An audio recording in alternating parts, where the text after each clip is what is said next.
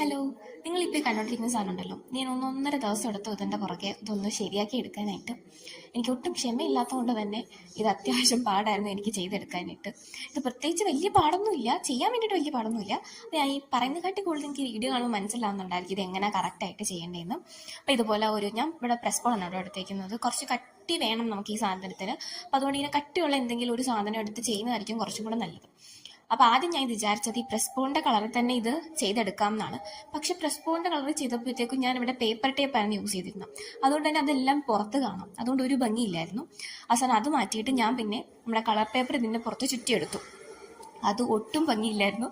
അത് കണ്ടിട്ട് തന്നെ എന്തോ പോലെ. ഞാൻ അത് കൊടുക്കുക ഇവിടെ എങ്ങനെയുണ്ടെന്ന്. അതിനുശേഷം അത് ഞാൻ പറിച്ച് കയറി കളഞ്ഞിട്ട് പിന്നെ അതിൻ്റെ പുറത്ത് ഞാൻ പെയിൻ്റ് അടിച്ചു. അതും എനിക്ക് അത്ര അങ്ങോട്ട് ഇഷ്ടപ്പെട്ടില്ല. പക്ഷെ ഇതിവിടെ കിടക്കട്ടെ എന്ന് ഞാൻ ഓർത്തു. അപ്പം നിങ്ങൾക്ക് ഇത് ഇഷ്ടപ്പെട്ട ഇതാണോ അതോ ഞാൻ രണ്ടാമത് ഉണ്ടാക്കിയതാണോ? കമൻറ്റ് ചെയ്യണേ.